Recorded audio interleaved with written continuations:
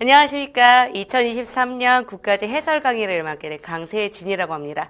자, 이번에 2023년 국가직 난도에 대해서 먼저 말씀드리고 난 다음에 하나하나 차근차근 해설을 해드리려고 해요. 자, 먼저 문제 구성부터 보도록 할게요. 2023년 국가직 총 20문제고, 저번이랑 똑같이 다 각 5점. 이렇게 될 것 같은데, 문법은 현재 한 문제, 9번 문제 배치되어 있죠. 준말 하나와 15번에 표준어 규정 종합적인 거 한 문제 나왔고, 지난번에 비해서 좀 문제 양이 좀 적어진 걸 확인할 수가 있습니다. 그 다음에 이제 어휘는 관용 표현이 막 어려운 관용 표현이 아니라 우리가 흔히 쓰는 것 위주. 그 다음에 사자성어도 심지어 빈출 단어 위주. 그리고 한자어도 우리가 쉽게 확인할 수 있는 빈출 단어 위주로 되어 있어서 전반적인 난도를 좀 높게 낮게 하는 게 맞겠네요. 전반적으로 좀 쉬웠다라고 이야기를 하셨으니까 어휘 쪽이 문제 난도가 좀 높지 않았습니다. 그 다음에 이제 문학은 기존과 마찬가지로 좀 자주 나오는 소설이죠. 무진기행이 하나 나왔고, 고전시가도 자주 나온 시조인 어휘 모도동가.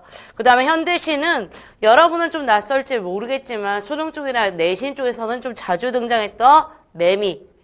즉, 이 세 작품 모두 다 빈출된 작품이로. 난도도 역시나 좀 낮지만요. 선지는 그렇지 않았어요. 그래서 문학은 의외로 여러분이, 왜 얘가 답이지? 이런 게 좀 많았을 것 가능성이 되게 높은 부분.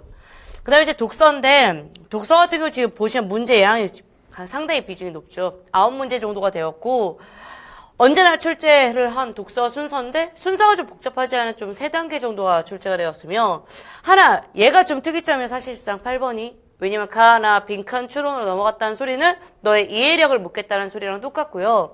그 다음에 이제 7문제 배치되어 있는 문제들은 전부 다 어떤 사람 추론이다라고 하는데, 이게 두 가지 대상의 A냐 B냐 문제는 대다수를 다 일치불이치로 넘기기 때문에 그쪽으로 좀 이해를 해주시면 좋겠습니다. 그리고 좀 여러분이 시간이 모자랐다라고 생각을 든다면 그건 아마 독서의 양이 좀 비중이 높아졌다라고 생각해 주시면 좋을 것 같아요. 그 다음에 의외로 화법을 틀리신 분이 계시는데, 이거는 그 전반적인 독해력 하나와 말하고자 하는 태도를 좀 읽으셔야 되거든요. 그러다 보니 이건 한 문제 나왔지만 좀 내용상으로는 좀 할만한 것이었고, 장문은 조건문과 관련되어 있는 게 나오기 시작을 했는데 사실상 수능식에 비하면 아직 멀었습니다. 문제 난도가 좀 낮은 편에 속하고요. 고쳐쓰기는 독해와 한자어를 동시에 요구했기 때문에 전반적으로 20문제가 가득가득한 느낌이 들어요. 좀 특이점이 하나를 또 말씀드린다면, 기존에 편집을 할 때는 문제라고 했을 때 문을 항상 앞에 둬서 약간 뭐라고 해야 되나? 한 줄에 있는 글자를 조금 더 적었거든요. 근데 이번에는 그 문을 완전히 삭제를 하고 전반적으로 좀 문단의 글자를 좀 가득가득하게 채우는 구성으로 되어 있다 보니까 기존에 좀 다른 구성이라고 좀 미리 말씀드릴 거예요. 그래서 여러분이 시간을 어떻게 배분하는지 전 알 수는 없으나 한 문제당 1분. 너무 길게 잡으면 안 돼요. 1분. 그래서 좀 속독과 정독이 좀 잘 들어가 있는 그런 방식으로 좀 준비를 해주시면 감사하겠습니다. 자, 지방직은 또 기대하시는 분이 계실 텐데 국가직보다 훨씬 더 어려운 관계로 문법의 문법, 화법, 장문, 독서, 문학 어느 것 하나 빼놓지 말고 잘근 다 한 번씩 복습하길 부탁드릴게요. 그럼 일단 문제 난도에 대해서 이야기를 먼저 해야 되기 때문에 각 문제마다 자세하게 설명 들어가도록 하죠. 자, 해양 오염에 관련된 주제라고 나오는데 이건 장문이죠. 장문은 뭘 읽어야 되는지 아십니까? 했을 때 먼저 여기 주제라고 적혀있는 건 1번 가장 중요한 게 나와 있고요. 주제에 맞춰서 얘가 뭘 해야 된다라는 행동이 나와 있죠.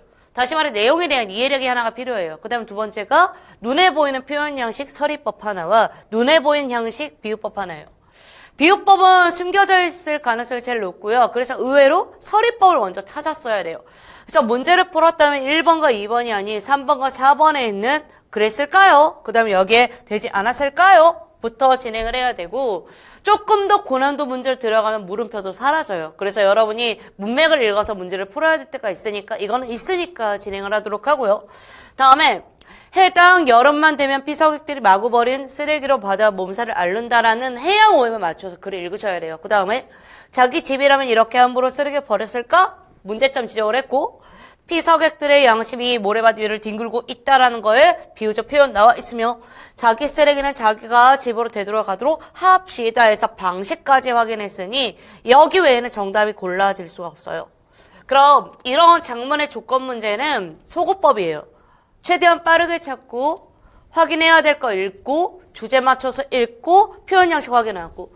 그럼 이 4번은 완전 다른 말을 적어야 되거든요. 산업 폐기물이 바퀴 따로 흘러가 고래가 죽어가는 장면을 뭐 본 적이 있지 않냐. 이대로 가다간 인간도 고통받게 되지 않을까. 정부에서 산업 폐기물 관리 지침을 만들어. 그러면 여기에 생활 속 실천 방법에 대한 이야기보다는 정부한테 촉구한 내용이 훨씬 더 강하죠. 이걸 읽으시라 이 말씀이에요. 그래서 1번은 지금 딱 들어왔는데 장문이 먼저 나오니까 좀 당황하셨을 것 같은데 장문은 조건문이고요. 조건문은 사실상 주제를 제대로 읽고 조건 제대로 파악하면 문제가 거의 없습니다. 자, 다음에 이제 2번이요. 학생들의 의견을 들어보면 헌법이 의외로 어렵다라고 해요. 근데 제가 그렇다고 해서 고교를 읽어야 됩니까? 라고 질문을 줄 때 뭐 이론적인 건 할 만합니다. 이론적인 건 비슷하니까요. 그러나 고교는 사회생활이 아니에요. 학급에서 벌어진 일 위주로니까 보통 고등학생, 중학생이면 중학생에서 일어난 일, 고등학생들이 일어난 일 이런 걸 이야기를 하거든요.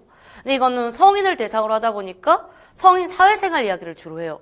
그러다 보니 백팀장 나오고 고대리 나오고 임대리 나오는 건 뭐 공무원 시험이 가능한 거라고 말씀드릴게요. 약간 띄어쓰기가 잘못된 이유는 편집상의 오류니까 백디고 팀장 이렇게 해주시면 되겠습니다. 우측을 잠깐 보실 건데 제가 선지 구성을 좀 이걸 해설에 맞게 다시 한번 재배치를 해놨어요. 그러면 제가 저걸 왜 보라고 하냐면 사람의 대화는 왔다 갔다 하게 구성이 되어 있는 게 있고 1, 2, 3로 이렇게 따로따로 빼는 구성이 있어요. 그러면 이거는 백팀장 하나, 그 다음에 고대리 하나, 임대리 하나 있으니까 우측에는 선지에서 누가 말하고 있는지를 보러 들어가라는 소리예요. 그래야 여러분이 문제를 풀 줄 아느냐 모르냐가 확인되는 거고 그럼 백팀장이 먼저 말을 꺼냈기 때문에 주제는 읽으셔야 되고 거기에 따라 고대리나 임대리가 어떤 이야기를 하는지 내용은 이해하셔야죠. 그럼 이번 워크숍 장면을 사내 게시판에 올리는 게 좋겠다라고 건의를 했고 워크숍 내용을 공유하면 좋을 것 같다라는 이유를 이야기를 했죠. 그러면 공유를 하자라는 의미예요. 어차피. 그랬더니 고대리가 싫다, 반대한다, 자기 의견 적극 어필했고 사내 게시판에 영상을 공개하는 것은 부담스럽다. 이유는 타 부서와 비교될 것 같다라면서 자기 의견을 명백하게 말을 켰죠. 애매하게 말할 때는요. 전 반대합니다. 뭐 이유는 이렇습니다. 이런 말을 아예 안 해요. 돌려 말하기 시작하니까. 임대리는 저 도오라 그랬고 그럼 누구와 동의하느냐가 중요하며 팀장님 말씀대로 정보를 공유한다는 취지는 좋다고 생각한다 해서 동의를 했죠. 다만 다른 팀원들의 동의도 구해야 할 것 같다라면서 자기를 주체로 한 게 아니라 다른 사람을 주체로 뒀고 여러 면에서 우려된다라고 이야기를 했다라는 거에 조심스러움을 드러냈으며 팀원들 의견을 먼저 들어보자라는 의견 그 다음에 잘된 것만 시범적으로 한두 개 올리는 건 어떻습니까? 라고 건의를 했죠. 그러면 우측을 봤을 때 백 팀장이 팀원들에 대한 유대감을 드러내는데 사용한 게 맞는가? 그러면 이제 여러분이 고민을 하기 시작을 해요. 유대감이 무엇인가? 유대감은 공감을 둬야 되거든요. 그러니까 어떤 어려움에 유대감을 했는가? 어떠한 상황 속에서 너와 내가 같은 의견을 갖고 있는가? 이런 문제인데 여기에서는 무조건 물음표가 먼저 뜨고 그 다음에 이제 좀 명백한 고대리부터 시작을 하는 게 맞아요. 그럼 백 팀장의 제안에 반대하는 거 확인했고 명시적으로 밝혔고 요청을 거절한 게 맞기 때문에 2번은 고려할 필요가 없죠. 다음에 임대리가 이제 관건인 거예요. 그러면 임대리는 발언 초반이라고 나와 있고 대화 참여자의 의견을 묻는 의문문인데 배치를 보면 첫 번째 문장은 3번과 관련된 문제이며 후반부에 있는 문제는 4번과 관련되어 있는 선지인 걸 알 수가 있어요. 이거는 즉 제가 항상 수업 시간에 강조했듯이 모든 문제는 명백하게 드러나 있다. 의도. 그리고 모든 독서, 화법, 장문은 표현 양식 자체 또는 지문에 있는 양식 자체가 곧 문제이다. 여러분이 암기해서 가져가야 될 건 어휘, 그 다음에 어법, 그 다음 어법은 어문규정 포함시킬게요. 이런 두 가지의 양상인데 이런 독서와 관련된 거는 지문에 이미 있기 때문에 그걸 잘 끄집어내는 해석력이 중요하다. 이건 제가 몇 번 강조한 거고요. 그러면 공감한 게 맞고 체면은 이제 사회생활 가능하니까 확인할 수 있죠. 다음에 이제 후반 대화 참여자의 의견을 묻는 의문문 어떨까요? 물어봤죠. 그 다음에 자신의 의견을 간접적으로 드러내고 있다 했을 때 직간접이 문제인데 질문하는 것 자체가 직접입니까? 라고 하는 걸 보는 게 아니에요. 이거는 출제자가 어떤 면을 직관적으로 보는가를 좀 더 중요하게 보셨어야 됐고 아예 없는 유대감에 포인트를 잡고 정답을 고르셨어야 돼요. 그래서 4번을 고르신 분은 다 왔는데 한번 생각을 해보시죠. 임대리가 자기 의견을 어떻게 표출하였는가. 직접적으로 명시적으로 한 누구와 비교되니까 고대리랑 비교하잖아요. 자, 그러면 이제 3번으로 갈 건데 3번 같은 문제 유형이 참 어렵죠. 왜냐하면 내가 예측할 수 없는 단어들 위주로 나오면 할 수가 없으니까요. 그러면 여 밑줄에만 밑줄 치지 마시고 맥락 읽으세요. 그의 회사는 작년에 노사 갈등으로 괴로움, 문제 상황에 대한 어려움을 겪었다라는 의미니까 심한 어려움을 겪었다라는 맥락이랑 똑같죠. 그러면 이 관용구와 관련된 내용은요. 페이크를 칠 때 두 가지 방식을 거의 못 쓸 거예요. 완전 다른 걸 쓰거나 정도 차에 의해서 다르게 쓰거나. 그러니까 의미적 완전 다르면 문제가 커져요. 자, 우리 교장 선생님은 교육계에서 잔뼈가 굵고 그러면 실력이 있다는 소리잖아. 오랫동안 일을 하여 그 일에 익숙한 완전히 맞죠. 그러면 여러분 모두가 이렇게 고민을 시험장에서 했어야지. 맞아요. 자, 유원지로 이어지는 국도에는 차가 밀렸대. 차가 많은 상황. 그랬더니 돌아서 갈 수 있는 방법이 없었다라는 맥락이 맞는지 물음표.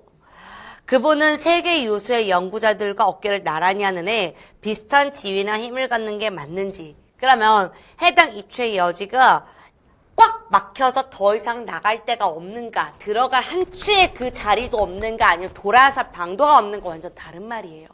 그래서 4번에 있는 애가 맞는 선지라 해당 문제는 3번 이렇게 하고 돌아서 갈 방식이 없다 했을 때는 보통은 엎지름물 이런 이야기로 많이 하죠.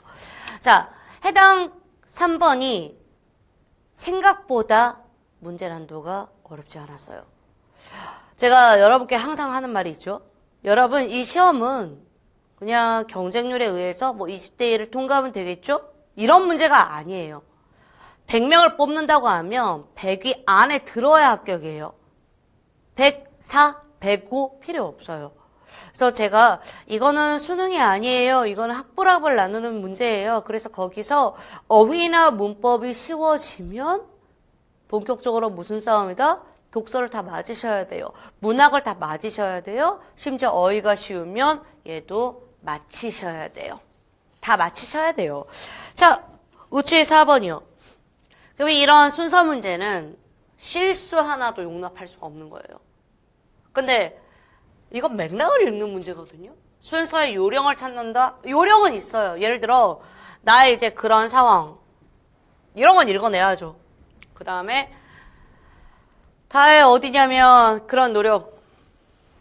그러면 이 지칭어에 맞추어서 어떤 노력을 했는지 또는 지칭어에 맞추어서 어떤 상황에 놓여 있는지 이야기를 해야 되는데 먼저 1문단을 주는 이 구성에서는 문단에 대한 이해가 되게 중요한 거예요. 자, 빅데이터가 부각된다는 것은 기업들이 빅데이터의 가치를 받아들이기 시작했다. 그러면 주체가 누구죠? 기업들이죠. 그럼 빅데이터의 가치가 도대체 뭐길래 얘네들이 받아들이기 시작했는가라는 이유를 인지하셨어야 됐고 여기에는 기업들이 데이터를 바라보는 시각이 변한 측면이 있다고 했으니까 어떻게 변했는가에 대해서 목적을 뒀어야 돼요.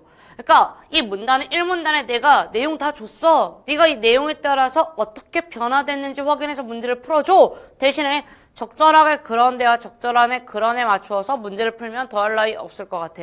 왜냐면 이건 순서거든. 특히나 3가지밖에 되지 않을 경우는 조합 자체가 적기 때문에 문제를 내는 입장에서도요 되게 조심스러워요. 자, 기업들은 고객의 판촉 활동에 어떻게 반응하고 평소에 어떻게 행동하며 사물에 대해 어떤 행동을 보이는지 알기 위해 여기까지가 목적이죠. 많은 돈을 투자해 마케팅 조사를 해왔대요. 그러면 기업들이 지금 빅데이터를 썼다? 아니다. 마케팅 조사를 했다는 상황적 설명이 필요하죠. 그때 보니까 가랑 나를 읽으라고 적혀있는데 일단은 가는 읽었고 나를 읽을 거예요. 그럼 그런 상황. 기업들은 SNS나 스마트폰 등 새로운 데이터 소스로부터 그러한 궁금증과 답답함을 해결할 수 있다는 것을 알게 되었대요. 그러면 도대체 어떤 상황이고 어떤 궁금증이고 이런 것에 포인트를 잡아서 나는 여기에 나올 수가 없구나 이렇게 잡았어야죠. 이렇게 풀어야 돼요. 게다가 이건 3가지밖에 없기 때문에 이 그런 데를 어떻게 독해하냐가 관건이었거든요. 자, 그런데 기업들의 그런 노력이 효과가 있는 경우도 있었으나 아쉬운 점도 많았다라며 이미 있었던 일에 대한 판단이 이미 끝났어요. 그럼 뭐가 있었어야죠. 뭐가 있었어야 다 같은 이야기를 하자. 쉬운 예로 기업들은 많은 광고비를 썼는데 그 돈이 구체적으로 어느 부분에 효과를 내는지 알 수가 없어 답답해한 상황이에요. 그게 바로 얘네들이 말한 궁금증과 답답함. 그래서 이거는 가다 나로밖에 순서가 나오지 않는 정답 2번이고 순서는 시험장에서 발휘하지 못하면 본인 스스로가 확인했어야 돼요. 아, 내가 이거에 대한 자신감이 떨어진 건 아닌가? 내용에 대한 이해력을 버린 건 아닌가? 지시어에 대해서 맥락은 보지 않았는가? 그 다음에 한 번 더 검토했어야 됐고요. 자, 결국 데이터가 있는 곳에서 기업들은 점점 더 고객의 취향에 집중할 수 있게 되었고 이에 따라 기업들은 무엇을? 소셜미디어의 빅데이터를 중요한 경영수단으로 수용하기 시작했다라는 게 마무리. 그러니까 다시 말해 이 SNS와 관련된 내용이 나왔어야 됐다는 소리예요. 자, 이게 4번이에요. 그러면 지금 초반부에 막 문법이나 막 이런 게 막 배치된 게 아니라 이 국가직 시험의 첫 번째는 독해, 적당한 관용구, 적당한 독해. 그래서 여러분의 시간을 마음대로 쓸 수 있는 권한을 시험지가 갖고 있어요. 제가 항상 패턴은 1분 내에 한 문제, 1분 내에 한 문제, 1분 내에 한 문제 이걸 꼭 갖고 가야 되는 게 힘들어도 1분 내에 이만큼 다 소화했어야 됐고요. 자, 이번에 5번은 무진이에요. 무진 기행이라고 이게 되게 친절하게 작품 이름을 적어줬어요. 그러면 그만큼 분량에 대한 욕심은 없네요. 분량에 대한 욕심이 있었으면 아마 저거 다 빼버리고 그냥 팍팍 넣었을 텐데. 자, 무진의 명산물이 별로 없죠? 그러면 무진기행의 포인트가 명산물에 대한 이야기네요. 그들은 대화를 계속하고 있다. 대화입니다. 대화는 뭘 할 수 있다? 정보를 알 수 있다. 정보가 다양한 뭘 해야 된다? 하나단 선지다. 자, 별게 없지. 그러면서도 그렇게 많은 사람이 살고 있는 것 이상하다. 그래서 이게 첫 번째 정보예요. 바다가 가까이 있으니 항구로 발전할 수도 있었을 텐데 이 말을 했다는 소리는 현재 항구가 없다. 가보시면 아시겠지만 그럴 조건이 되어 있는 것도 아니다. 수심이 얕은 데다가 그런 얕은 바다를 몇백 리나 밖으로 나가야만 비로소 수평선에 보이는 진짜 바다가 나오는 곳이니까. 그럼 지금 인구 이야기했다가 바다 이야기했죠. 대화에 대한 주제가 좀 바뀌었네요. 그럼 역시 농촌이군요. 그렇지만 이렇다 할 평야가 있는 것도 아니다. 그럼 그 5, 6만 되는 인구가 어떻게 살아가나요? 라고 의문을 갖고 바다도 아니야. 농촌도 제대로 돼 있는 것도 아니야. 그러니까 그럭저럭 이란 말이 있는 게 아닙니까? 이러면서 대화가 끝나요. 집중해서 읽는 거 좋아요. 5초 선지. 수심이 얕아서 항구로 개발하기 어려운 공간이다. 지금 저 내용과 똑같은 게 저기 안에 있나요? 아니면 한번 걸러서 문장을 만들었어요. 한번 걸렀죠. 제가 문학은 선지를 좀 보라고 할 거거든요. 문학은요, 선지를 어렵게 만드는 방식이 되게 다양해요. 여러분은 오늘 쏙 빼놓을 수 있는 것도 많아요. 근데 기존에 있는 문학들만 보고, 아, 이거는 단순한 문학 문제야. 표현사의 특징만 몇 개 알면 돼. 그럼 제가 미안한데 표현사의 특징은 당연히 알아야 되고 이제 내용에 집중해야 될 때가 왔어. 왜? 점점 선지는 어려워질 거거든. 왜? 인프라가 점점 좋아질 거니까. 자, 해당 내용은 여기 있는 내용을 확인하시면서 바로 독해하고 오케이. 산으로 둘러싸여 있고는 지금 현재 물음표가 뜨지만 평화가 발달하지 않은 공간은 맞기 때문에 오케이. 자, 그럼 끝까지 읽을 거예요. 원 아무리 그렇지만 한 고장의 명산물 하나쯤 있어야지는 뭐야? 명산물에 대한 이야기가 없다는 소리죠. 웃음 끝에 한 사람이 말하고 있다. 무진의 명산물이 없는 게 아니다. 누구 말했죠? 서술자가 말하고 있어요. 나는 그것이 무엇인지 잘 알고 있다. 그게 바로 뭐다? 안개다. 아침에 잠자리에서 일어나서 밖으로 나오면 밤사이에 진주해온 적궁들처럼 혹시라도 모르니까 비유. 안개가 무진을 빙 들고 있는 것이었다. 무진을 둘러싸고 있는 산들도 안개에 의하여 보이지 않는 먼 곳으로 유배당해버리고 없었다. 그러면 아까 우리가 물음표 쳤던 이 단으로 둘러싸여 있고는 여기에 있어요. 자, 그럼 이제 3과 4에서 답이 나와야 돼요. 지역의 경제적 여건에 비했을 때 농촌도 이야기해서 바다도 이야기했어. 그리고 그 사람들 어떻게 사냐고 질문도 했죠. 그럭저럭. 인구가 적지 않은 공간, 인구가 그래도 좀 있는 편에. 그리고 이제 마지막이에요. 누구나 인정할 만한 지역의 명상물로 안개가 유명한 지 혼자 생각하고 있죠. 누구? 서술자가. 그래서 정답은 4번이에요. 자, 5번도 보니까 그냥 독서입니다. 제가 소설은 개발되면요. 점점 세밀해진다고 말을 했어요. 이미 수능 쪽에 있는 그 변화의 패턴이라고 비슷해요. 비슷해. 문제가 계속 어려워질 때는. 그러면 여러분이 국어에 대한 대비를 어떻게 해야 된다? 제가 평소에 책 읽으라고 하죠. 글 읽으라고 하죠. 문학 읽으라고 하죠. 문학을 읽을 시간 어느 시간 정도 배치해 두셔야 가능합니다. 자, 지금까지 5번까지 문제를 풀었는데 저는 전반적으로 국가적 문제가 이렇게 좀 잘 나왔구나라고 말씀을 드릴게요. 난도와 상관없이. 자, 제가 마지막으로 다시 한번 말하지만 지금 이 선제는 다 공간에 대한 이야기였으니까 공간 무진과 관련된 내용, 기억에 관련된 내용을 잘 읽고 잘 푸셨어야 됩니다. 자, 이번엔 6번입니다. 자, 6번은 한글이 없어요. 내가 기출되어 있는 것도 안 외우면 안 된다라고 강조해요. 우리 초등학생 아니잖아요? 그 초등학생들은 이거 해라 그러면 네 하고 합니다. 제가 왜 이 말을 하냐면 여기 있는 글자 중에 빈출 다 있었고 없었던 글자 없었어요. 다 자주 나왔던 내용이에요. 그럼 지금 이 내용이 중요한 건데 세상에 어려운 일들이 많지만 외국 여행 다녀온 사람의 입을 막는 것도 그중 하나래요. 세상에 어려운 일이라고 그러잖아요, 결론이. 그럼 이 사람들이 왜 특히 그것이 그 사람의 처시면 더 할 수가 없대잖아요. 입 막기는 포기하고 그냥 여행 경험을 들어주는 편이 정신 건강에 좋대잖아요. 여행에 대해서 물어볼 수 있고 여행에 대해 들어줄 수 있는데 첫 여행은 더 기가 막히겠죠. 훨씬 더 풍경이 아름다울 거 아닙니까? 그럼 당연히 그 사람은 아주 조그만 거 발견해도 이만하게 말하는 게 당연한 거 아니에요? 그 사람이 감동을 그렇게 받은 건데? 주관이 들어간 건데? 그러면 각주공은 뭡니까? 멍청한 거. 권토중래 뭡니까? 내 언젠간 너한테 복수해서 힘을 기르겠다. 와심상담 뭡니까? 비슷한 맥락이죠. 근데 유일하겠다. 침소봉대 조그맣고 크게 말하는 거 과장. 그러니까 오로지 정답 4번 빼고는 답이 될 수가 없어요. 나머지 거 고르신 분은 1. 그냥 사자성어를 몰랐거나 2. 의미를 몰랐거나 같은 말이에요 결국. 사자성어는 국가직이든 지방직이든 간에 모두 다 해야 될 것이고 제가 그거는 사실상 한국 고등학교를 졸업하신 여러분들은 1800자 한자는 필수였습니다. 원래가. 근데 그걸 하지 않은 관계로 지금 고생을 하고 있다면 적어도 사자성어는 외워주세요. 자, 그러면 이제 뒷장 넘기시고 7번 문제에 대한 이야기 드릴게요. 걔가 일단 관건이에요. 별표. 자, 일단은 이 시조는 어렵지 않습니다. 워낙 빈출이고요. 어이 못 오던가 무슨 일을 못 오던가 상황도 아주 단순해요. 그냥 님이 안 왔어요.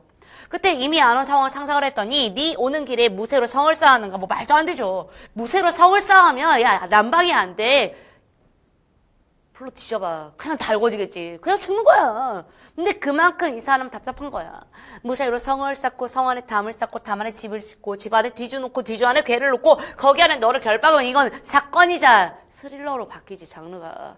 이건 뭘 말하고 싶은 거예요? 아, 내가 님이 너무 보고 싶을 때 이미 안 오니까 답답한 마음을 그린 거 아니야.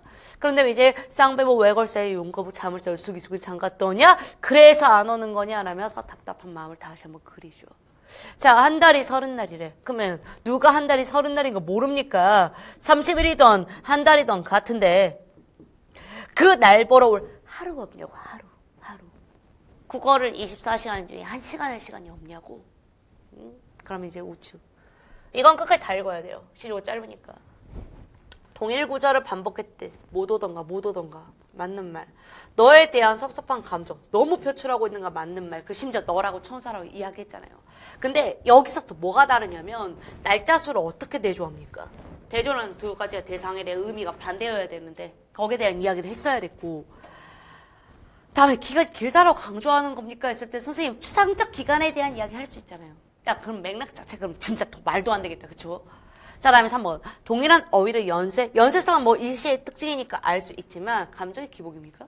얘가 막 좋았다 나빴다 이래요? 아니잖아요.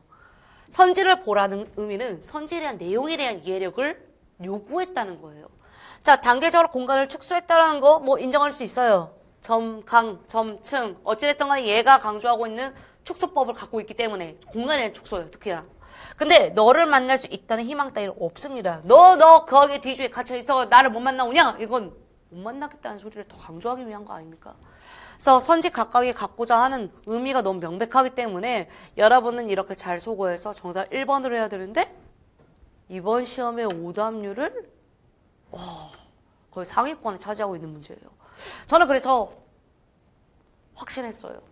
아, 이게 수능에서 유행한, 이건 꽤 옛날에 유행했던 선지거든요. 이제 시작이다 라고 한 것만 지금 5년째입니다. 2018년도부터 수능식을 바뀐다. 18, 19, 20, 21, 22, 24. 벌써 6년 지났어. 근데 이제 조금이야 문학 선지가 조금씩 바뀌기 시작을 하고. 그래서 이쪽에도 지금 변화가 좀 일어나고 있구나. 그러면 문학 공부를 할 때 선지 강독을 해야 되겠구나. 선지에 대한 이해력이 좀 필요하겠구나. 단순 만단으로 문제를 풀 수 있는 시대가 점점 지나고 있구나. 근데 그걸 이미 지방직은 하고 있었습니다. 꼭 기억을 하시면 좋겠습니다. 자, 이제 8번 별표. 7번은 제가 다시 한번 보여드리려고 이렇게 한 건데 보시면 표현상이지만 우측에는 해석이 필요하죠. 가안합니다. 빈칸 추론은 뭐부터 봐야 되는지 아십니까? 우측에 있는 선지의 구성입니다. 제가 이걸 전체를 보여주는 거 먼저 보여드릴 건데 가나 배치했을 때 저 1, 2, 3, 4가 다 다른 내용으로 구성되어 있는가 같은 내용으로 구성되어 있는가 이거부터 보셨어야 해요. 왜? 맥락을 내가 고려를 2개 해야 될지 3개를 해야 될지 4개를 해야 될지 다른 문제예요. 음성기관의 움직임이 모의 음성에 맞게 자동화되어 같은 거 2개 있죠. 무의식적이고 자동적 면이 있음 같죠. 낯선 음성 발음하다 훈련되어 있다 같죠. 유학이 같죠. 그러면 이거는 같은 거 2개씩 있다는 배치가 확인됐어요. 그러면 해당 가 읽을 때도 아까 제가 여기 배치한 것처럼 둘 중에 하나를 판단하면 되죠. 빈칸 추론 시간 생각보다 많이 잡아먹어요. 본인이 많이 못하면 더 많이 잡아먹어요. 제가 그래서 그냥 편하게 여러분 빈칸은 하셔야 될 건데요. 내용에 대한 이해력이 필요해요. 왜냐하면 이 모든 것들은 다 전제로 깔고 빈칸을 뚫어버리는 거거든요. 근데 내용에 대한 이해도 없이 그냥 일치불이치 단순하게 찾아주신다면 그건 좀 답답한데 지방직은 이미 시작을 했고 국가직은 조금씩 변하고 있어요. 자, 특정한 작업을 수행하기 위해 이게 목적이죠. 신체 근육의 특정 움직임을 조작하는 능력을 뭐라고 하죠? 운동 능력. 그리고 언어. 이번에 언어에 관한 운동 능력은 그 뭐냐? 발음 능력 1, 필기 능력 2. 모두 표현 능력과 관련된 것이래. 그러면 지금 이건 2가지 대비에 대한 이야기 또는 2가지 차이에 대한 이야기거든요. 그럼 어떤 하나에 대한 이해력이 되게 높아야 돼요. 학생들은 그냥 위아래 이렇게 백킹해서 이제 문제를 찾는데 답을 찾고 그거는 지금 옛날 방식이에요. 옛날은 그렇게 찾아도 답이 쉽게 골라졌어요. 근데 지금은 막 얘네들을 비교해야죠. 얘네들에 대한 특징들을 이해해야 되죠. 그로 인해서 적용해야죠. 이해력을 버리는 순간 안 되는 거예요. 자, 그럼 지금 2가지 능력치에 대한 이야기를 했으니까 구성에 대한 이야기를 당연히 나와야 되고 먼저 순서부터 볼 거예요. 발음 능력이라고 했더니 친구가 발음 능력부터 이야기해줬으니 순서로 왔다 갔다 하진 않았네요. 말로 표현하기 위해 발음 능력 필요한데 음성기관을 움직여 원하는 음성을 만들어내는 능력이래요. 이해하셨죠? 음성기관. 이 능력은 영유아기의 수많은 시행착오와 꾸준한 훈련. 그래서 저도 우리 딸한테 수박, 후박 아니야. 수박. 때린 거 아니야. 수박. 이렇게 다 일일이 가르쳐주자고요. 그런 다음에 꾸준한 훈련을 통해 습득되고 이렇게 발음 능력을 습득하면 음성기관의 움직임은 뭐다? 자동화 밑줄자. 음성기관의 어느 부분 언제 어떻게 움직일지를 화자가 거의 의식한다 안 한다? 의식하지 않는다 같은 말. 근데 왜 여기에 체크합니까 하면 지금 발음 능력을 어떻게 한다의 포인트를 잡은 게 이 글의 핵심이니까. 글을 이해하자고요. 글자를 보시고요. 의미를 추출하시고 거기를 이해하셔야죠. 그게 독서의 핵심인데. 속도가 느리신 분은요. 아니 왜 여기에 있는 지문 들고 와가지고 갑자기 선생님 이게 바로 정독이라면서. 내가 말한 게 걔야. 정독을 하고 속독을 하려면 정독이 먼저 돼야 돼. 그 다음에 속독으로 들어가거든요. 그리고 옛날에 문제야 속독. 빠른 눈찾기가 가능했어야지만 문제를 찾을 수 있었는데 지금 정독이 안 되면 속독을 할 수가 없어요. 속도가 느리신 분은 정독이 안 되신 거예요. 자, 그러면 여기 보시면 우리가 모호에 없는 외국어 음성 및 줄자 말은 발음하기 어렵다. 결론 끝. 왜 그렇습니까? 했을 때 해당 음성기관의 움직임이 어디? 모호의 음성에 맞게 자동화되었기 때문에 이게 핵심이고요. 낯선 음성 무의식적으로 발음하도록 훈련하면 나도 영어 되게 잘할 것 같아요. 하지만 난 굉장히 의식적으로 하죠. 그래서 해당 가는 이 내용을 가지고 답을 고르셔야 된다라고 말씀을 드리겠습니다. 자, 이번엔 나로 갈게요. 자, 글로 표현하기 위해서는 이번엔 필기 능력이 필요하대요. 필기 능력 2번 동그라미. 필기에서는 글자의 모양을 서로 구별되게 쓰는 것은 구별. 뭐 예를 들어 뭐가 달라 보여요? 네, 다르게 생겼죠. 하지만 이게 무슨 글자인지 모르겠죠. 또박또박 써야 된다는 소리예요.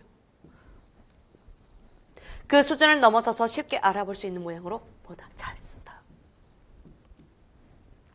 글씨를 쓰기 위해 이제 손을 놀리는 것, 발음을 하기 위해 음성기관을 움직이는 것에 비해 상당히 뭐다? 의식적이죠. 구별하면서 막 이렇게 써야 되니까. 그렇지만 개인의 의지와 관계없이 필체가 꽤 일정하다는 것은 손을 놀리는데 얘도 굉장히 뭐가 된다? 자동화 시스템이 잘 되어 있는 거예요. 자, 그래서 이 두 가지를 봤더니 무의식적이고 자동적인 면이 있다라는 것을 강조하고 있는 건지, 아니면 유아기에 수용한 훈련이 효과적이지 않습니다. 그럼 유아기에 훈련된 게 뭔데요? 이거 물음표 떠야 되죠. 그래서 이거는 명백한 이야기를 가지고 문제를 풀어야 되기 때문에 자동성과 관련되어 있는 정답 1번 외엔 답이 되지 않습니다. 8번을 틀린 학생들은 무엇을 강조할 거냐면, 제가 빈칸 추론은 이해력을 묻는다. 이해력을 묻는다는 거 앞에 있는 내용을 얼마나 잘 받는가의 문제이다. 그리고 평소에 습득할 때도 문단을 찾고 못 찾고로 하지 말고 문단의 이해력을 높여라. 그 방식을 꼭 알아라 라고 말씀을 드릴게요. 자, 이제 9번인데 9번은 좀 의미가 없습니다. 어떻게 말하면 좋냐면, 서울시까지 준비를 좀 학생들이라면, 제가 일단 1, 2월 달에 무조건 풀리게 하니까요. 7급도이든 9급이든. 한글 맞춤법의 문제 유형 거의 정해져 있어요. 근데 그 중에서 이건 준말 중에서 쉬운 문제. 그래서 제가 항상 이런 문제 뭘 잘 봐라? 문제 잘 읽고. 왜냐면 짝이 이루어져 있는 거니까. 자, 무정하다, 섭섭하다, 선발하다, 생각하다, 이 준말에 대한 문제겠죠. 근데 제가 어차피 얘네들은 여기가 울림소리이면 뒤에 있는 건 거센 소리가 나와야 돼 라고 강조를 할 건데, 그럼 여기만 보면 되는 거 아닙니까? 어차피 하다가 문제인 거고 모양이 바뀌는 거면. 근데 여기 비읍의 동그라미, 여기 리을의 동그라미, 여기 기억의 동그라미 하시고, 거센 소리가 나온 애는 거센 소리가 아니게 고치시면 되며, 그 다음에 거센 소리 되어 있는 건 맞았기 때문에 정답을 2로 갔어야 되죠. 오른쪽 우측에 일일이 기본형 적느라 바삐 썼다면 저거 쓰는 것 자체가 15초, 머리로 풀 수 있는 시간은 5초. 10초도 아깝습니다. 왜냐면 OMR 카드 10초면 5개 이상 찍어요. 자, 우리가 시간을 아끼는 이유가 있기 때문에 이번엔 10번을 갈 건데, 원래 여기서 좀 분산이 됐었어야 해요. 근데 적절하지 않은 것이라고 해놓고 한자 문제예요. 문제를 제가 잘못 배치했군요. 왜지? 제가 잘못 배치한 게 맞네요. 기억 리을을 해서 해당 한자가 맞는 것을 고르라고 했는데, 해당 기억은 독착, 불상, 경지, 추억이라 해서 저는 처음에 동음이어와 관련되어 있는 다른 한자 고르기인가? 그럼 난도가 높은데? 라면서 왔다가 이거 한자 음으로 읽으면 도착이거든요. 그럼 저는 그게 순서가 있어요. 동음 이어의 문제는 음이 다 똑같아야 돼요. 그래서 한자만 보고 읽는 거죠. 불상. 그리고 이거는 기억이에요. 그랬더니 리을만 추억이야. 적절하지 않은 거 하나 고르는 거거든요, 이거. 그러니까 정답이 그냥 4번이에요. 불상을 고민할 필요가 없고 경지를 고민할 필요가 전혀 없어요. 그래서 이거는 한자어라는 문제의 난도가 가장 쉬운 문제. 첫 번째, 무엇으로 읽기, 음독으로 읽기 문제 판단하는 능력이 제일 중요하고 이게 가장 쉬워요. 그래서 제가 여러분한테, 자, 쓸데없이 한자어 공부를 하지 말라의 핵심 뭔지 아세요? 고쳐 쓰는 한자어예요. 그거는 정말 방대해요, 내용이. 두 번째, 어려운 문제 뭐죠? 음독은 다 똑같고 한자어 틀린 거.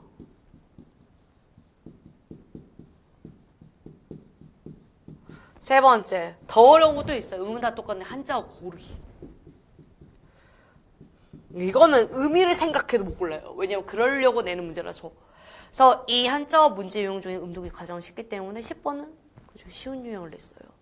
그래서 제가 이거는 이제 문제를 받아오고 이제 저도 같이 풀 거 아닙니까? 푸는데 올라가겠는데 이거 상위권 학생은 무조건 올라가는 구조거든요.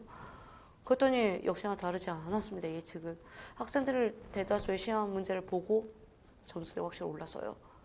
이건 여러분이 선생님 제가 되게 잘했습니다. 또 막 씁니다. 시험장 잘 봤어요.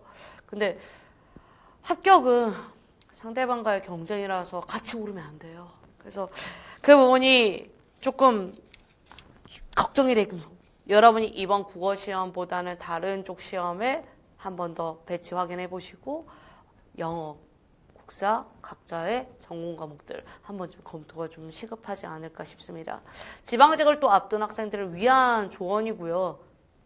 국어는 독서, 그 다음에 어법, 그 다음에 한자 이 세 가지는 반드시 좀 정복을 좀 해주시기 부탁드릴게요. 그리고 한자는 이쪽은 정복하기가 좀 어려운 관건이다 라고 말씀도 같이 추가드리겠습니다. 10번과 11번 제가 왜 이렇게 배치했는지 모르겠는데 죄송하게 됐어요. 문제 틀린 거 죄송해요. 자, 11번. 이제 독서예요, 본격적으로. 11도 독서고, 12도 독서고, 13도 독서고, 14도 독서고, 15는 규정이고, 16도 독서예요. 근데 좀 특징이 있어요. 이제 본격적으로 2개 비교가 나왔거든요. 근데 2중 비교가 나오기 시작을 하면 3중 비교는 금방이에요. 왜냐면 수능 쪽도 초반에는 막 2중 비교 천천히 나왔다가 학생들이 이제 점점 실력이 같이 느니까 3중 비교 나왔다가 그 다음 되거든요. 그러면 선생님 과거에는 학생들이 국어 공부를 안 했습니까? 라고 하면 국어에 이렇게 많은 시간을 들였거나 이렇게 많은 문제집을 풀질 않았어요. 적어도 저 때만 해도 국어라는 건 모의고사를 돌려도 충분했다라는 생각을 하나 갖고 있었기 때문에 시간을 그렇게 많이 투자를 하지 않았단 말이에요. 근데 지금 학생들은 애초에 지금 수능이 너무 어려워서 수학이나 영어만큼 시간을 들여요. 심지어 영어는 어느 정도 다 되어 있어요. 그래서 영어 대신에 국어를 하고 있습니다. 자, 얘는 제가 읽어야 되는 방식을 하나 알려드릴 거예요. 자, 사람의 지각과 생각은이라고 적혀있죠. 이 결론이거든요. 항상 어떤 맥락, 관점 혹은 어떤 평가 기준이나 가정하 아래에서 일어난다. 그럼 순서가 정해져 있어요. 이런 상황 속에서 이게 일어난대요. 그랬더니 이러한 맥락, 관점, 평가 기준, 가정을 뭐라고 한다? 프레임이라고 해서 이꼴 쳐버렸죠. 그래 프레임이 있고 그 다음 거기에서 뭐가 일어난다? 인간의 지각과 생각이 일어난다. 이게 결론이에요. 하나, 두 줄 만에 결론이 끝났어요. 자, 지각과 생각은 인간의 모든 정신활동을 뜻한다. 그래서 한 번 더 강조하죠. 뭐라고 강조하죠? 모든 정신활동, 오리어. 따라서 우리의 모든 정신활동은 진공 상태에서 일어나는 것이 아니라 아무것도 벌어지는 것이 아니라 다시 한번 프레임 아래에서 일어난다는 걸 두 번째로 강조해요. 지금 여기 딱 5줄 읽는데 단 한 번도 다른 말을 한 적이 없어요. 치환을 했지. 똑같은 말을 다르게. 강세진을 선생님으로, 선생님을 다시 교수님으로, 교수님 우리 집에서 엄마로. 강세진의 본질이 사라집니까? 아니잖아요. 자, 한마디로 우리가 프레임이라는 안경을 쓰고 세상을 보고 있다는 다시 한번 똑같은 말. 간혹 어떤 사람이 자신은 어떤 프레임에 지배받지 않고 세상을 있는 그대로 할 거야 라고 하면 넌 거짓말이야 라고 할 수 있죠. 왜? 인간의 모든 인간활동, 정신활동을 대한 정의가 끝났으니까. 그럼 지금 이 질문은 처음부터 끝까지 다 같은 말이에요. 그렇죠. 인간의 정신활동은 프레임 없이 일어나지 않는다. 이 부정부정이죠? 긍정으로 바꾸세요. 프레임 있고 일어난다. 오케이 마이. 같은 말. 프레임은 인간이 세상을 바라볼 때 어떤 평행성이라고 말하고 있잖아요. 맥락이나 관점을 읽으라고 했고 프레임. 3번 인간의 지각과 사고로 확장하는 과정에서 프레임은 극복해요. 이게 주제가 이겁니까? 아니잖아요. 다음에 이제 여기 프레임은 인간의 정신활동에 영향을 미치는 어떤 맥락이나 평가 기준은 초반에 나온 내용이랑 동일하죠. 정답 몇 번? 3번이에요. 자, 그러면 전체를 다시 보여드릴 건데 얘는 주제가 다 뭡니까? 눈에 잘 띄는 게 있어요. 프레임,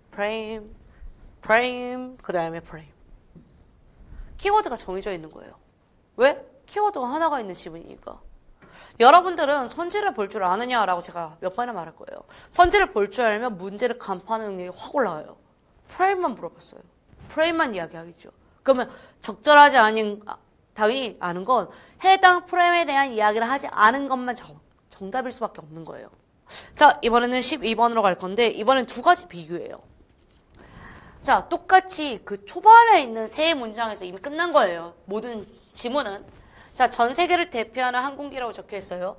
그러면 보잉 1, 에어버스 2 이렇게 두 가지의 비교인데 중요한 차이점의 기준을 얘가 밝혀줬거든요. 뭐라면 자동 조종 시스템의 활용 정도에 따라니까 둘 다 활용한다 안 한다? 하는데 정도에 있대요. 그럼 어떻게 하는지 차이를 알아야 될 거 아닙니까? 그럼 내가 1과 2의 순서는 1이 먼저인지 2가 먼저인지가 중요하니까 보행인 거 확인했으니 1이 먼저고 항상 그 앞은 끊으라고요. 정보가 바뀌니까. 조종사가 대기 항공기를 조종관으로 직접 통제한다. 누가 통제한다? 조종사가. 조종관은 비행기의 날개와 물리적으로 연결되어 있어 어떤 상황에서도 조종가가 뭐 할 수 있습니까? 조작한 대로 반응해야겠죠. 왜? 얘가 통제하고 있으니까요. 다음에 이와 다르게 나왔으니까 뭡니까? 다시 끊어야 되죠. 왜? 에어버스에 대한 이야기니까 2번. 조종관 대신에 뭐합니까? 사이렌 스틱이 중요한 거고 설치하여 누가? 조종사가 아니고 컴퓨터. 조종사의 행동을 제한하거나 조종에 개입할 수 있대요. 그러면 컴퓨터가 제약을 하는 거잖아요. 그러니까 보잉에서의 조종사가 항공기를 통제할 수 있는 정권을 가지지만 에어버스에서는 그렇지 않다고 다시 한번 정의해줬잖아요. 대신에 여러분은 뭘 기억한다? 아, 보잉에서 한 번 더, 에어버스에서 한 번 더 강조했으니 이렇게 연결은 할 줄 알았어야죠. 이게 이 지문의 포인트인데 우측. 보잉은 시스템 불안전성, 에어버스는 인간의 실수 가능성을 고려해 설계했다. 고려해보면 시스템의 불안전성이 있기 때문에 인간을 믿지 않았습니까? 에어버스는 인간의 실수 가능성을 고려했기 때문에 시스템이 작동한 거 아닙니까? 충분한 이해력으로 골라낼 수 있는 선지는 맞아요. 그렇지만 해당 부분 세모하고 2번 한번 읽을 건데 배태우가 나왔어요. 아, 그럼 지금 1문단 읽고 문제를 해결할 수 있다 없다? 없어요. 없으니까. 그럼 지금 이번에는 사람 이름이 나온다는 소리예요. 보잉과 에어버스의 이러한 차이는 기계를 다루는 인간을 보는 관점 차이라고 이야기를 했고 보잉사를 창립한 윌리엄 보잉이 1번. 비행기를 통제하는 최종 권한은 조종사. 아까랑 같은 말이었죠. 시스템 불안정하고 완벽하지 않기 때문이라고 해서 1번 선지 그대로 썼고요. 컴퓨터가 조종사의 판단보다 우선시를 낼 수 없다. 그래서 컴퓨터에 대한 이야기보다 조종사에 대한 권한을 높여줬고 그 다음 반면 에어버스의 경우는 아버지라고 불리는 배태유. 아까 배태유 읽었잖아요. 인간은 실수하는 있는 존재라고 전제를 깔고 배태우는 이런 자신의 신념을 토대로 에어버스를 설계, 조종사의 모든 조작을 누가? 컴퓨터가 했다라면서 컴퓨터를 강조해요. 그러면 우측에 에어버스 조종사는 항공기 운항에서 자동 조종 시스템을 얘가 통제하면 에어버스가 아니겠죠. 보잉이겠죠. 그러니까 틀린 선지예요. 정확도에 대한 이야기. 보잉의 조종사는 자동 조종 시스템을 사용하지 않습니까? 보잉은 조종사가 지가 알아서 걔를 통제하고 조종해야 되는데요. 그래서 해당 내용은 맞지 않고. 그럼 결국에는 우리가 일부에 있는 내용으로 문제를 푸는 게 아니라 확실하게 틀린 부분 잡아내서 2번 해야죠. 얘는 왜 틀렸냐면 윌리엄 보잉은 그렇지 않다 판단한 내용이 아예 없어요. 그러면 지금 잠깐만 선지를 보시면 두 개잖아요, 이건. 보잉과 에어버스 두 개의 비교교. 선지가 두 개의 비교를 1번에서 까딱까딱 하고 있는데 문제를 풀 때 지문 먼저 봐버리면 뭘 해야 될지 모르지 않습니까? 1번 선지. 두 개 비교. 그 다음에 이렇게 배태유 같은 사람이 나왔을 때 뭡니까? 사람도 대상에 따라 맥락이 같으면 또 다른 선지를 구성할 수 있다. 이렇게 가서 그 부분을 집중을 탐구하셔야죠. 속는 게 아니라. 그래서 해당 1, 2, 3, 4가 혹시라도 어려우신 분은 해당 확인해야 될 부분이 누락된 게 있다는 걸 미리 말씀드릴게요. 자, 이렇게 해서 이 페이지인데 확실히 좀 저보다 좀 글밥이 좀 확실히 있었어요. 그 내용을 읽을 때 야, 공민을 좀 해봐야 되겠구나. 하지만 집중해서 문제를 풀었을 때 속도는 훨씬 더 빨라졌어요. 그래서 상위권 학생들은 생각보다 괜찮게 봤을 가능성이 제일 높아요. 그럼 얘도 이제 두 개죠. 원, 공포냐, 이, 불안이냐. 두 가지 차이에 집중하시고. 왜냐하면 두 감정을 함께 느끼거나 한 감정이 다른 감정을 유발할 때가 많으니까. 그래서 예를 들어줬어. 야, 전염병을 목도하고 공포에 빠진 사람이 있어. 자신도 언젠가 그 병에 걸릴지 모른다 불안 상태에 빠지겠는데 그럼 다시 한번 뭐 이야기했죠? 공포랑 불안 이야기했죠. 얘는 지금 1, 2가 왔다 갔다 이래요. 그럼 선생님 왔다 갔다 하니까 못하겠어요가 아니라 아까 보잉이랑 에어버스 읽듯이 딱 잘라서 읽어내야죠. 그럼 이처럼 두 감정은 서로 밀접하게 얽혀있다는 점에서 홍도는 쉬운데 두 감정을 이야기한 원인을 따져보니까 완전히 다르다라고 이야기를 했고 공포는 그럼 어떤 차이가 있습니까? 실제하는 객관적 위협에 의해 야기된 상태, 실제를 객관, 그럼 실존에 대한 이야기가 나왔어야 됐고 혹시라도 공포가 이해가 안 되면 불안이 이해가 됐어야죠. 현재 발생하지 않았다. 언제 발생한다? 미래에. 그러면 선생님 저는 공포는 모르겠지만 불안은 확실합니다. 미래. 그럼 공포는 미래와 관련이 없는 거겠죠. 자, 그러면 우측에 선지가 하나 있는데 자신이 처한 위험한 상황을 정확히 인식하는 경우 공포감에 비해 불안감이 더 크다? 그렇게 말해야 됩니까? 자신이 처한 위험한 상황을 정확히 인식하는 경우에 두 개를 비교해서 얘가 더 크다라고 말할 수 있습니까? 물음표 떠야죠. 왜 여기서 갑자기 왜 다임자 이러면 어떡해. 더 읽어야 돼. 왜? 예시와 관련된 문제는 끝에 한번 함정을 꼭 파놔요. 특히나 비교 문제는. 제가 항상 문제를 풀 때 가장 어려운 거 뭐다? 비교 문제다. 그 다음 뭐다? 인과 문제다. 이 두 가지는 문제를 풀 때 한 번에 판단해서는 안 된다. 이유는 본인이 읽은 게 잘못될 때도 있기 때문에. 자, 이번에 2번을 읽을게요. 전기가스 사고가 날까 두려워 외출하지 못하는 사람은 항상 불안하죠. 공포가 아니니까. 미래에 아직 안 일어났을까. 완벽하게 명백한 건 2번이겠네요. 자, 다음에 이제 3번이요. 자, 둘 다 감정은 둘 다 자아와 관련되어 있는데 한 번 더 공포를 느끼는 것은 나 자신이 위험한 상황에 놓여 있다는 사실을 아는 것. 불안은 나 자신이 위해를 입을까 봐 미래에 있는 일 때문에 라고 치환까지 했으면 완벽합니다. 자, 시험에 불합격할 수 있다는 생각은 미래에 대한 이야기. 공포감이 아니라 불안감이 빠졌어야 됐고. 과거에 큰 교통사고를 경험한 사람은 좀 고민했거든요, 이거는요. 공포감은 크지만 불안감은 작을 수가 있을까? 근데 불안감도 같이 커질까? 이건 어떻게 해야 될까? 했을 때 명백하지 않은 것을 고민하는 게 아니라 완벽한 걸 고민해야죠. 불안감이 작을 수는 없겠죠. 두 가지 비교했을 때. 그러면 우리가 이 두 가지가 1번도 그렇고 4번도 그렇고 두 개 비교하고 있는 거 보이십니까? 그러면 자신이 처한 위험한 상황을 정확히 객관적으로 했을 때 공포감에 대한 이야기를 할 수 있다면 그 부분을 포인트를 잡아야 되는 거고, 아직 과거에는 일어나지만 아직 일어날 상황이 아닌 것에 대해서 이야기를 작다라고 말하기가 어려우니까 그 부분을 부정을 했어야 돼요. 그래서 정답은 뭐 2번 이렇게 갔어야 됩니다. 그러면 잠깐 여기 보실 건데, 자, 공포와 불안을 이렇게 키워드를 잡았죠.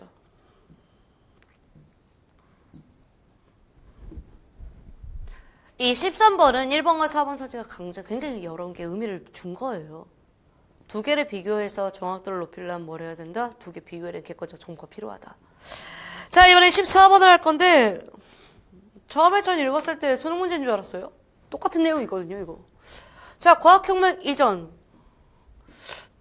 그거 항상 고민이 돼요.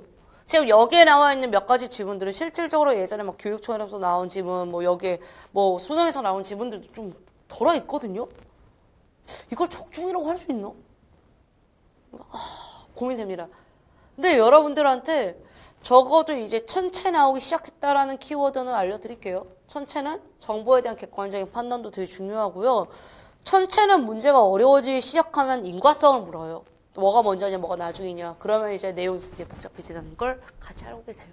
자, 이거는 역사적인 사실 때문에 아리스토텔레스를 과학혁명 이전으로 보시고, 가톨릭교의 정통교리와 결합되어 있다는 점 확인하시고, 가톨릭교 정통교리 연결, 오랜 시간 동안 지배적인 영향력, 네가 짱이다, 독해, 천문 분야 또한 예외는 아니었다 했을 때 천문 분야에도 영향력이 있었어. 그 다음에 아리스토텔레스의 세계관을 따라서 우주의 중심 누구? 지구, 태양의 아님, 확인. 모든 천체는 원운동을 하는데 어딜 주변으로? 지구 주변으로 공전. 이걸 뭐라고 합니까? 천동설이라고 하죠. 실제로 수능 강의할 때도 이렇게 강의를 다 연결되어 있으니까 키워드가 쭉쭉 빼야 된단 말이에요. 아니, 이 사람 이름 너무 어려워. 프톨레마이오스가 천체들의 공전 궤도를 관찰하던 도중 행성들의 주기적으로 종전에 운동하는 반대방향 운전이라는 관찰 결과를 실제로 알았음에 불구하고도 이런 행성의 역행 운동을 허용하지 않는 천동설로 설명하고자 한 걸 보니까 대단한 영향력을 가졌다라고 판단했어요. 자, 여기 보십시오. 과학혁명 이전 시기에는 천동설이 정설로 받아들여졌는가? Yes. 프톨레마이오스의 주 전원은 지동설을 지지하고자 했습니까? No! 천동설. 그러면 각 문단에 있는 이루고 있는 정보력 가지고 문제를 만들었다. 사람 이름에 등장하면 선지로 만든다, 안 만든다? 만든다. 시기별로 특징이 나오면 그걸 선지로 만든다, 안 만든다. 너무 명백한 사실이에요. 문제가 다 뻔짜니까. 자, 그래서 지구를 중심으로 원하는 궤도를 중심으로 두고 있는 즉 주전원을 따라 공정 궤도를 그리면서 행성들 운동화도 주장하였다까지가 이제 천동설과 관련돼. 그런데 과학과 아리스토텔레스의 철학계 결별, 이제 과학혁명으로 넘어와야 되죠. 그 과정에서 일어난 가장 중요한 사건은 1543 코페르니쿠스. 대단한 사람입니다. 행성들의 운동 이론에 관한 책을 발간을 했더니 코페르니쿠스는 천체의 중심에 지구 대신 태양을 놓고 태어났어요. 지구 대신. 안 죽었나 몰라. 대단한 사람입니다, 이건. 지구가 태양의 중위를 공존한다고 주장. 완전히 반대되는 주장이죠. 태양을 우주의 중심에 둔 코페르니쿠스의 지동설. 그러면 연결시켜서 확인. 행성들의 운동에 대해 프토레마이오스보다 수학적으로 어떻게 단순하게 설명했다는 특징까지 잡아내면 끝입니다. 청동설과 지동설은 우주의 중심을 어디에 두냐에 따라 지구냐 태양이냐 종합사고죠. 그러니까 우리한테 이제 뭘 요구하냐면 A도 읽었지 B도 읽었지 얘네들 종합해서 선지 하나 낼 건데 그것도 할 수 있냐? Yes, of course. 기준에 대한 이야기 했어야죠. 자, 행성의 공전에 대한 프톨레마이오스의 설명. 그러면 프톨레마이오스 설명은 코페르니쿠스의 설명과 내가 비교한 걸 여기다 뒀는데 얘는 내가 코페르니쿠스에 맞춰 설명했는데 선지는 반대로 얘를 설명할 테니까 복잡했다. 추론 가능해? 단순하지 않으면 복잡하겠죠. 당연한 말 아닙니까? 오케이. 그리고 이 선지가 내용에 없는 것도 물어볼 수 있다 없다? 있다고요. 변한다니까요. 근데 이 변화가 없었던 게 아니에요. 지방직 문제를 분석할 때 분명 발견했고 말씀드렸어요. 바뀐다. 바뀌고 있다. 왜냐면 이 토대로 된 데이터가 굉장히 중요하기 때문에 다음에 그걸 적용할 가능성이 높다. 문법은 나중에 어려워지면 진짜 가관이 엄청 어려웠습니다. 여러분이 지금 공부하는 정도가 아닙니다. 자, 15번. 이 정도가 아니라고요. 지금 잠깐 가기 전에 선지 잠깐 보실 건데 지금 청동설, 지동설, 천동설, 지동설 다음에 나왔지만 사람 이름 몇 명? 푸톨, 코페, 푸톨 이렇게 나오죠. 그래서 여러분이 사람 이름도 잘 봐야 되고 해당 핵심도 잘 봐야 되죠. 자, 그럼 여기 보십시오. 이 중에서 쉬운 거. 양념지, 숯.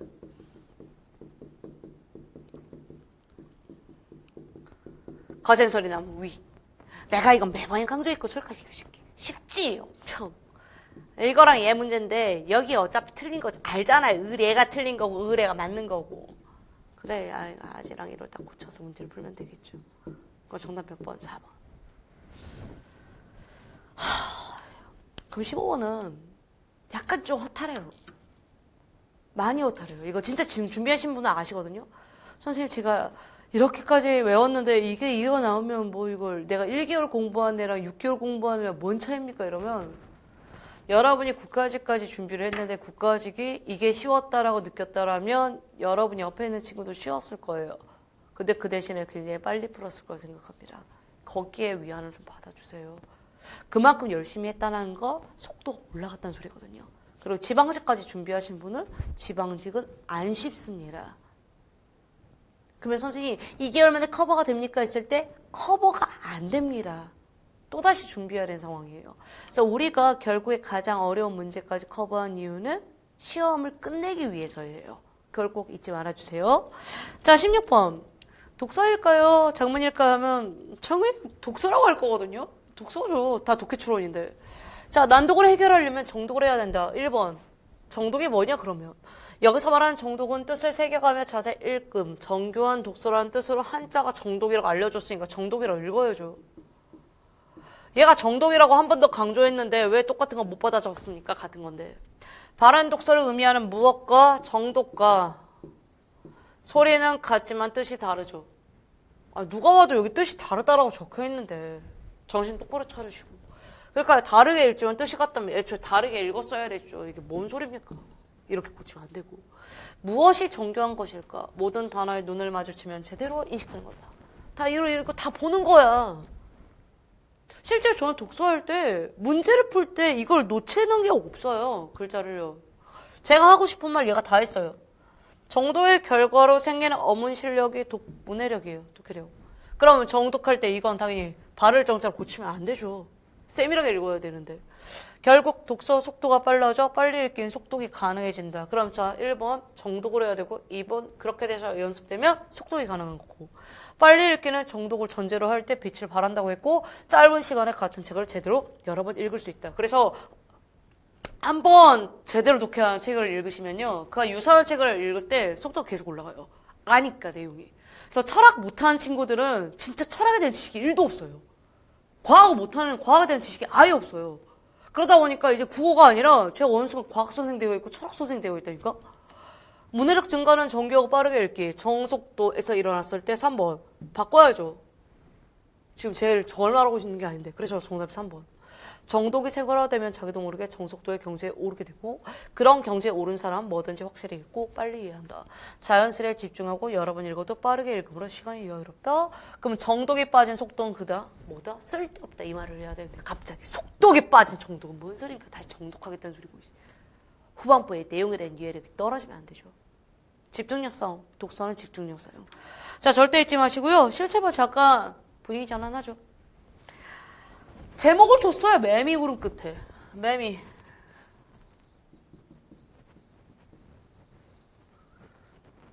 나왕 아니고 내 매미. 매미 언제 울죠? 여름에. 맴. 울죠? 매미가 어떻게 울죠? 크게 울죠. 매미 소리로 여름인 거 알잖아요. 저 매미 소리 되게 좋아해요. 그래서 여름이구나.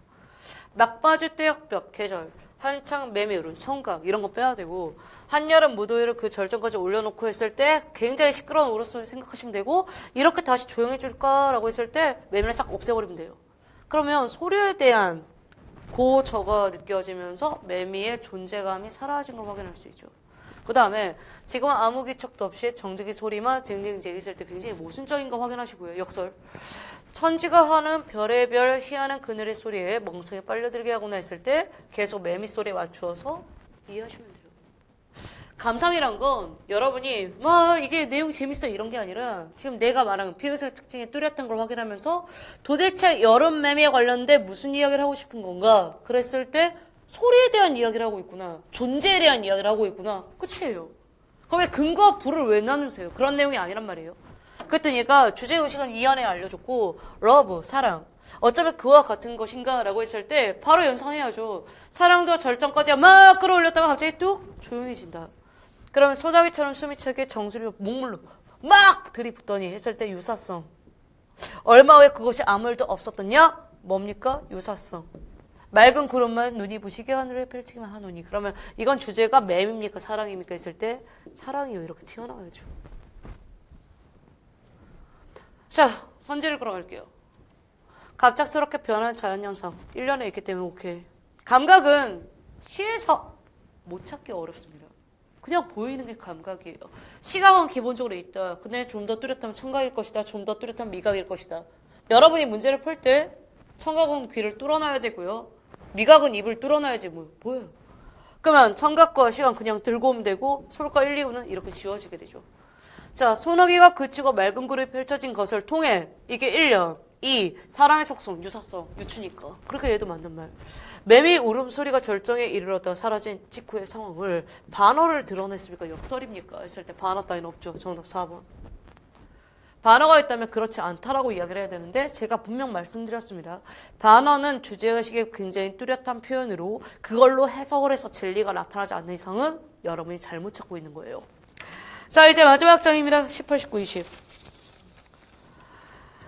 자, 17번의 선지는 표현상의 특징 이거 하나밖에 없고요. 1, 3, 4 전부 해석이에요. 그래서 이것도 좀 변화가 좀 많은 경우로 아까 고전시가 문제만큼 잘 만든 문제니까 좀 같이 염두해 보시기 바랍니다. 자, 루카치 나왔네요. 이건 삼중비교인데 좀 문제 잘 만들었어요. 그리스 세계를 신과 인간의 결합 정도로 가리키는 총체성 개념을 기준으로 했을 때 이거 다 독해하셨어야 돼요. 총체성. 근데 이 총체성을 이야기하는 말이 어디 있냐면 여기 있어요. 신과 인간의 결합 정도. 그러니까 여러분의 이제 기준을 뭘로 잡았어야 되냐면 총체성이라는 키워드는 당연히 알아야 되는 거고 신과 인간의 결합 정도가 기준이어야 돼요. 그 다음 새 시대. 첫 번째 시대에서 후대로 갈수록 어떻게 된대요? 총체성이 이제 점점 낮아진다고 했으니까 결합 정도가 풀린다고 생각을 하셔야죠. 그러면 이제 첫째 나왔어요. 총체성이 완전히 구현되어 있대요. 서사시의 시대. 그럼 이게 1. 호메로스의 일리아드, 오디세이아의 신과 인간의 세계가 하나를 얽혀 있을 만큼 총체성이 굉장히 높은 상태. 인간들이 그리스와 트로이 두 패로 나뉘어 전쟁을 벌일 때 신들도 인간의 모습을 해서 두 패로 나뉘어 전쟁에 참여 합일점. 둘째는 했을 때 끊고 이게 바로 완전성이 구현되어 있는 신과 인간의 결합 관계. 이거 독해하셔야죠. 그 다음에 이제 두 번째. 비극의 시대. 소포클레스, 에우리피테스, 비극에는 총체성이 이제 흔들려요. 그럼 신과 인간이 분리되기 시작을 했다는 소리잖아요. 그러면 하지만 두 세계가 완전히 분리되진 않고 뭐가 있다? 통로는 있다라고 이야기를 하고 있으니 완벽한 분리는 또 아니에요. 다음에 이제 비극에서 신은 인간의 행위에 직접 개입하지 않고 오로지 신탁을 통해 자신의 뜻을 이제 전달한 존재로 바뀐다라고 했을 때 아까 전쟁하던 모습은 사라지고 없죠. 그럼 이제 세 번째, 여기가 3이에요. 이제 플라톤 본격적으로 나오는 철학자. 대표되는 철학의 시대. 이미 계몽된 세계여서 전제 깔았죠, 계몽. 신탁 같은 것은 신뢰할 수 없게 돼요. 계몽자들이니까. 신과 인간의 세계가 완전히 분리됨으로써 신의 세계는 인격적 성격을 상실하여 이데아라는 주상의 세계로 바뀐다. 신의 세계, 이제 더 이상 이야기하지 않는다. 신의 세계와 인간의 세계는 그 사이 어떤 통로도 이제는 존재할 수 없다. 그럼 통로가 그나마 있던 세대도 아니게 되죠. 자, 근데 여기까지 읽었을 때 이거는 읽을 수가 없어요. 그리고 계몽 사가상은 이 글의 주제가 아니에요. 완벽히 아닙니다. 플라톤의 이데아는 신탁이 사라진 시대의 비극적 세계를 표현했습니까? 비극적 시대는 두 번째인데요. 독해를 하시면요, 굉장히 정확도가 높게 나오는 선지예요. 근데 저는 끝까지 다 읽었어요. 왜? 삼중비교니까. 루카체랑 각기 다른 기준입니까? 총체성은 하나의 기준입니까? 에우리피데스의 비극에 비해 했을 때 에우리피데스는 누구십니까? 바로 여길 말하고 있죠, 두 번째. 그 다음에 이데아는 오디세이아는 어디에 나왔습니까? 저기 책 첫 번째 이야기를 했죠. 그러면 이거는 두 번째와 첫 번째에 대한 이야기고 이것에 비해 여기에서는 결합 정도가 당연히 높아야 되겠죠. 삼중비교의 결론자까지. 근데 이걸 추론이라고 말해야 되는지는 명백하게 추론은 맞지만요. 결국에는 낮다, 높다, 기준에 따라 차이가 있다. 이 세 가지의 팩트를 정확히 읽으면 확인할 수 있는 문제예요. 자, 18번까지 했으면 이제 19번과 20번 남았는데 둘 다 이중비교입니다. 자, 보시면 선지 자체도 많이 티가 안 나요, 이제.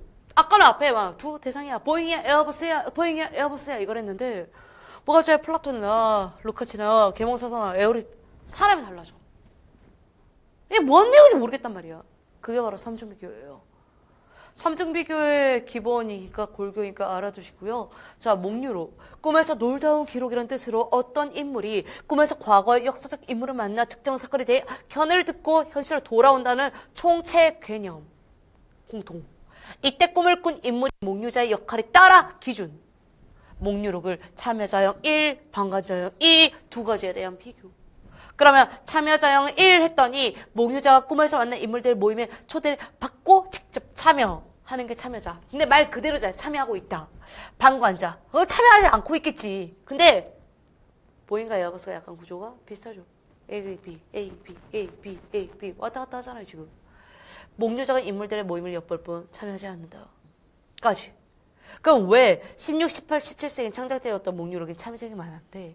참여자형에서는 목류자와 꿈속 인물들이 동질적인 이념을 공유했고 현실의 고통스러운 문제에 대해 의견을 나누고 비판을 높였기 때문에 가능한 겁니다. 그럼 이건 전부 다 무엇에 대한 내용이죠? 1번이요. 자, 목류자와 꿈속 인물들의 모임에 직접 참여하는지 참여하지 않는지에 따라 남을 수 있는 건 맞죠. 여기까지 읽어도 충분히 풀 수 있는 선지예요.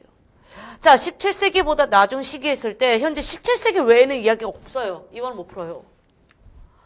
자, 그러나 주로 17세기 이후 이제 풀 수 있겠네요. 창작된 방관자형, 이건 방관자형에 대한 이야기. 목류자와 꿈속 인물들과 함께 현실을 비판한 것이 아니라 나도 구경할 거다. 왜? 목류록이 통속적이고 허구적으로 성격으로 바뀌었기 때문에. 그럼 이제 2번 풀 수 있겠네요. 17세기보다 나중 시기에 목류록에서 목류자가 현실을 비판하는 경향이 강하게 나타난다? 네? 방관하는 거 아니었습니다. 목류자가 모임의 구경꾼 역할을 하는 목류록은 통속적으로 했을 때 그냥 똑같이 썼죠, 이거. 목류자가 꿈속 인물들과 함께 했을 때 이 앞에 있는 참여자형에 해당하는 게 맞죠. 이것만 읽으면 됐으니까. 그럼 누가 봐도 정답 몇 번? 시기 비교를 잘못한 2번 정답이죠. 자, 그럼 지금 우리가 비교 이것만 다 독서한 거 알아요? 근데 비교가 많으면요, 독해력이 느려요. 시간을 많이 잡아먹어요.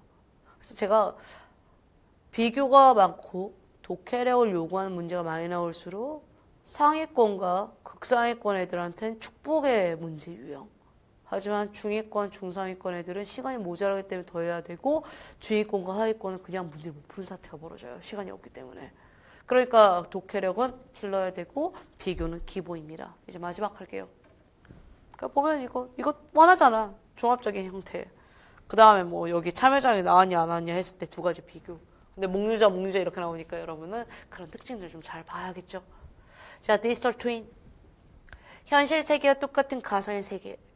최근 주목받고 있는 메타버스와 개념이 유사하대요. 그럼 얘가 1, 얘가 2. 활용 목적의 측면에서 구별된다고 했으니까 목적이 뭐냐를 집중해서 읽어야 되겠네요. 그랬더니 메타버스는 나와요. 이건 2가 먼저네요. 가상세계와 현실 세계가 융합된 플랫폼. 이용자들의 새로운 경제, 뉴에 대한 개념이고요. 사회 문화적 경험을 제공하는데 목적을 두고 반면에 쓰니까 메타버스에 대한 내용은 이걸로 끝났어요. 그러면 나는 지금 메타버스 이해를 끝냈어. 우리는 오로지 이제 디지털 트윈에 대해서 좀 집중할 겁니다. 현실 세계에 존재하는 것들을 똑같이 디지털 데이터 모델로 표현할 거고 똑같이 복제를 하는 게 포인트. 새로운 걸 안 배우는 게 아니에요. 서로 반응할 수 있도록 하는데 실시간. 그러면 이 디지털 트윈의 이용자는 뭘 하는 거냐? 이 시뮬레이션을 통해서 미래상을 예측하는 게 핵심이에요. 우리도 앞으로의 미래 참 궁금하지 않습니까? 나도 궁금해. 나도 내 미래가 어떻게 될지. 자, 디지털 트윈에 대한 수요가 증가하면서 관련 시장 확대가 당연히 알 수 있겠죠. 글로벌 기업들도 여러 산업 분야에서 디지털 트윈을 도입해서 뭐합니까? 위험 요소를 막 제거하는 거야. 왜? 돌릴 수 있으니까. 똑같은 데이터를 집어넣었으니까.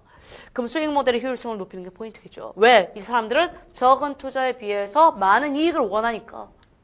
그런 위험 요소가 있는데 왜 여기 투자합니까? 다 버려야지. 자, 디지털 트윈이 이렇게 주목받는 이유는 안정성, 핵심. 이게 위험성을 제거한 이유, 경제성. 당연히 머니가 들어간 이야기예요. 그러니까 현실 세계를 그대로 옮겨놓은 가상세계, 그게 바로 디지털 트윈. 데이터를 전송, 취합, 분석, 이해, 실행하는 과정을 실제 실험보다 매우 빠르고 뭡니까? 정밀하고 안전하고 경제성, 비용도 적게 드니까. 결론까지 끝났어요. 이것도 끝까지 다 읽었어요. 왜?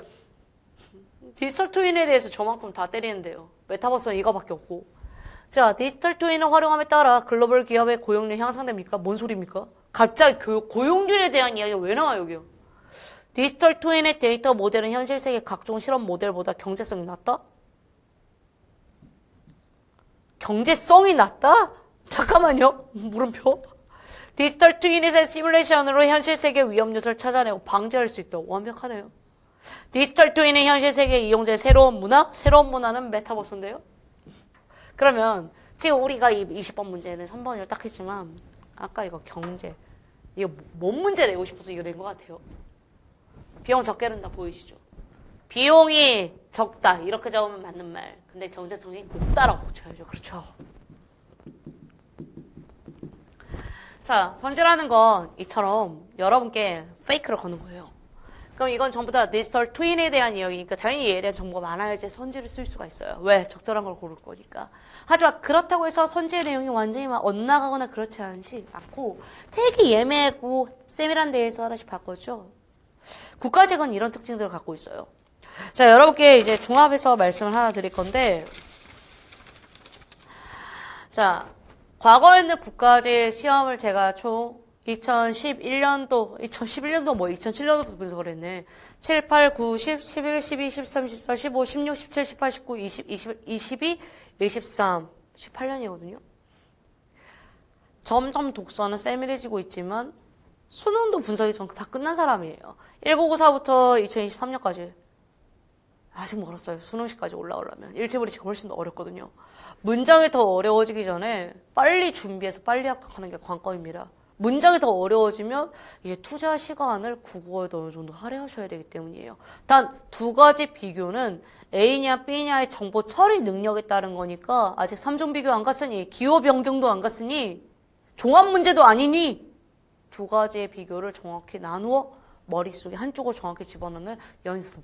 주제와 대상에 대한 연결고리 연습. 아까 제가 해설한 것 같은 연습을 좀 필요해 주세요. 자, 세 가지 하는 거예요. 첫 번째 어휘 높이기.